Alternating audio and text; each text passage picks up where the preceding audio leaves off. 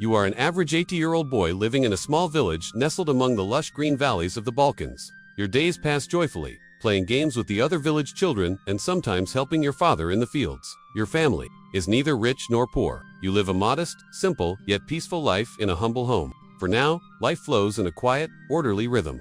But you are completely unaware of what is about to happen. Soon, everything will change. The ordinary will be replaced by a great unknown. Fear and excitement. The next morning, before the sun has even risen, the wooden door of your house is pounded with hard, insistent knocks. You rise from bed with sleepy eyes. Your father opens the door, and his face instantly pales. The visitors are official Ottoman state officers, edicts in hand, stern expressions on their faces. Your mother frantically embraces you, her eyes filled with tears. "It's time for you to go," she says. As your family bids you farewell in tears, they know resisting this order is impossible. Your childhood, those innocent games, your village friends all, are left behind in an instant. You and the other boys gathered from nearby villages are hastily loaded onto a cart and sent off toward Istanbul. Along the way, your mind is in turmoil. You try to understand what's happening, but the only thing you know for sure is that your life will never be the same again. When you arrive in Istanbul, you are met with a crowded, noisy city. You've never seen so many people in one place before. The first thing they do is circumcise you and convert you to Islam.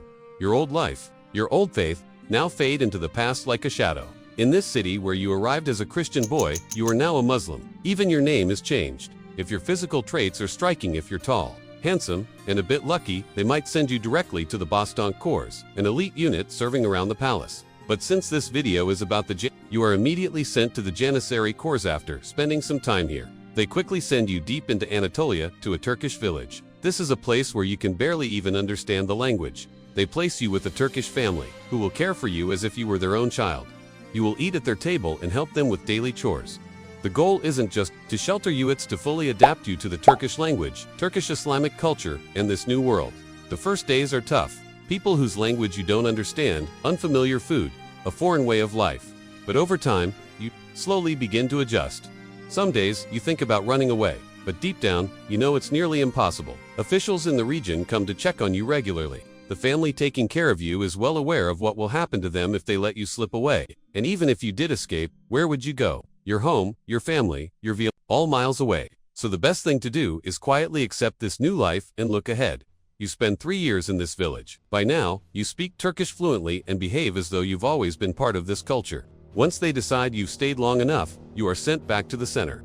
After leaving village life, you undergo training in the Asimi Recruit Corps. This training shapes not just your body, but also your mind and spirit. You learn sword fighting, archery, spear handling, infantry tactics, and horseback riding. Alongside martial training, you also receive religious education, history, geography, and mathematics lessons. Because a Janissary is not just a strong warrior, he must also be knowledgeable and disciplined. Everything you learn here will prove essential on the battlefield. Alongside your training, there are some strict rules you must follow. First of all, marriage is forbidden. Marriage softens a man and burdens him with different responsibilities. But a Janissary's only duty is the security of the Ottoman Empire. Love, family, children, these things could distract you from your path. Additionally, Janissaries live a semi-nomadic life. There may be times when you serve far from the capital for months, even years, in foreign lands. You constantly move from campaign to campaign, facing death at every turn. I'm sorry, but this life is not for those who have families. Another rule is that trade is strictly prohibited. A Janissary's only profession is soldiering. Selling goods in the market, chasing side income, or even trading crypto are absolutely forbidden. We could have placed a nice stock market ad here, but alas, we're not at that level yet. So let's move on. All your time and energy must be devoted to serving the state. If you break any rules or disobey orders, you'll usually either be severely beaten or executed, but trust me, you'll most likely be executed.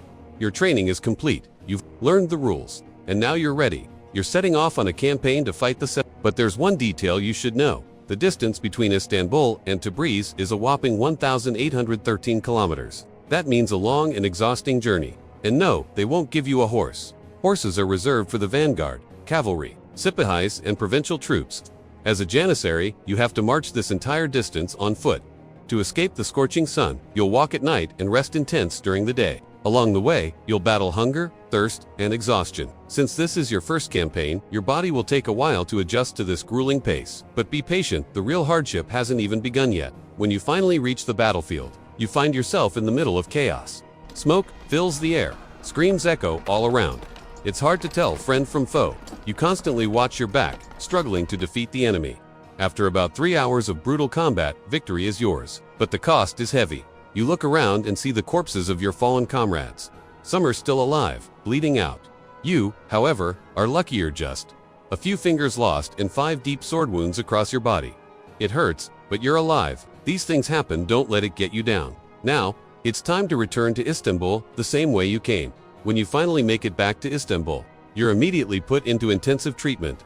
After long, grueling months, your wounds heal at least partially. Since you took on minor duties during this tough period, your expected promotion is delayed. Still, you've now become an Otobok squad leader. Your daily life is filled with the responsibilities that come with your new rank. From early morning, you attend military drills, and in the afternoons, you handle paperwork. Everything seems to be going well except for one small problem. For a year now, you and the other Janissaries haven't been paid properly.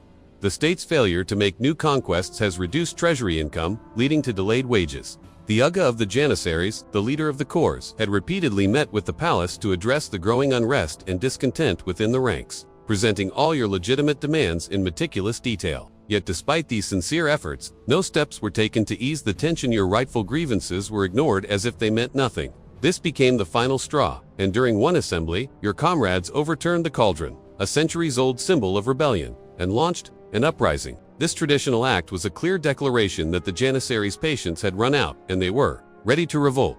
With the cauldrons overturned, all Janissaries united, first looting the marketplace and filling your pockets with gold. Then, with determined steps and angry chants, you began marching slowly toward the palace. Upon reaching its gates, you mercilessly cut down any palace guards who dared resist, forcing your way inside until finally, you succeeded in deposing the Sultan.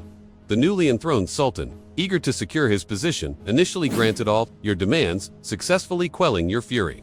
But the story didn't end there. Years passed, you fought in wars, were sent on various assignments, and even earned promotions. Yet over time, you noticed something unsettling. The Sultan's attitude toward the Janissaries grew increasingly harsh, even disdainful. Likely, decades of rebellions and indiscipline had exhausted the Ottoman state.